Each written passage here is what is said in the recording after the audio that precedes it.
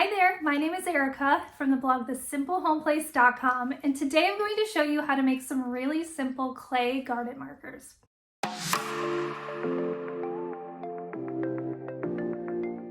It is mid-January, and depending on where you live in the country, it may be getting close to the time that you want to think about starting seeds. Whether you're doing an indoor herb garden, an outdoor garden, container garden, whatever, you may be starting seeds soon. And I actually have a whole video on that talking about where, depending on where you live, when you want to start your seeds. So I'll make sure to link that down below so you can check that out. But I thought it was a perfect time to start some seeds. I live in zone 9A, and I haven't exactly calculated when I should start seeds, but I think it should be around this time. We're new to the area, so this is a whole new realm, but I'm excited. So I thought it would be a good time to do this little DIY project, and that is to make some clay garden markers. I don't know if you've seen them on Pinterest, but they're super, super cute, and I thought I would give them a go. They're really easy to make. You only need clay and something to cut them out with, and maybe some stamps. If you want to get really technical and stamp them out, you can also write on them. But they're a really fun project, inexpensive, quick to do, and they will make your garden look super cute. You can put them in your pots.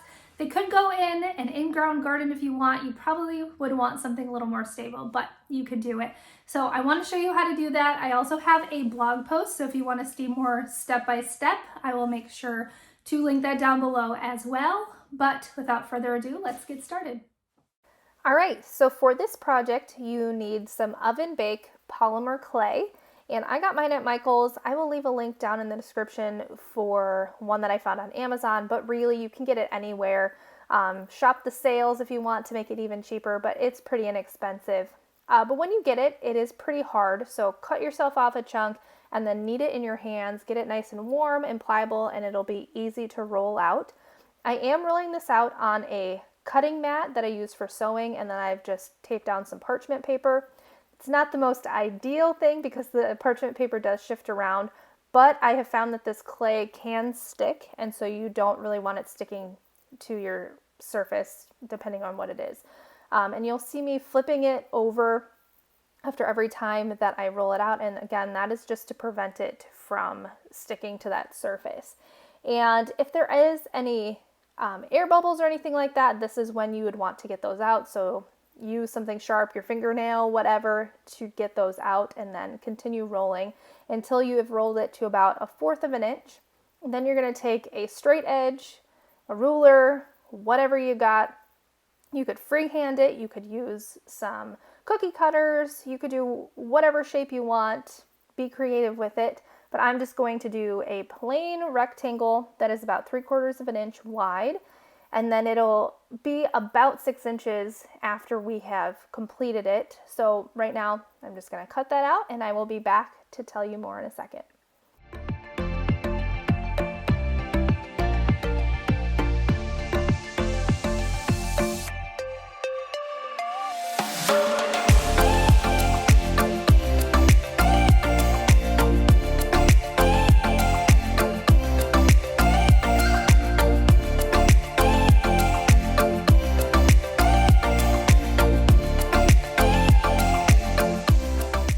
So as you can see, I am just lining it up with the lines on my cutting mat, and I am going to make the top nice and straight, and then I'm counting 5 inches down, and that is where I am starting the point. So I just cut one side, cut the other, and it's as simple as that.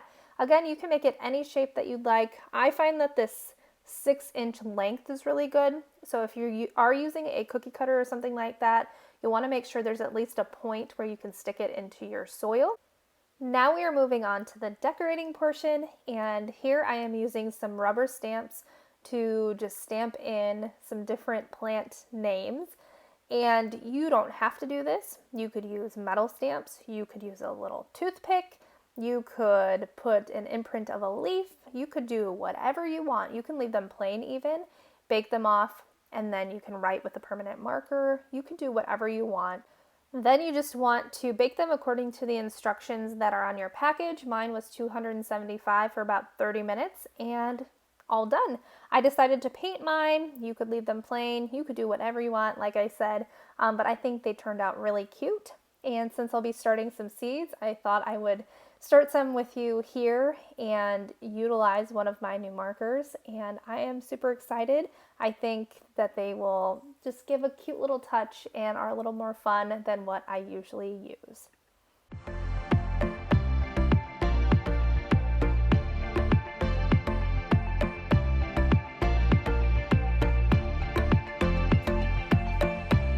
All right, and that is it. I hope that you enjoyed this video. I hope you learned something new. I hope that you go out and give these a go. If you do, make sure to tag me on Instagram or send me a little message. I would love to see your recreation of this.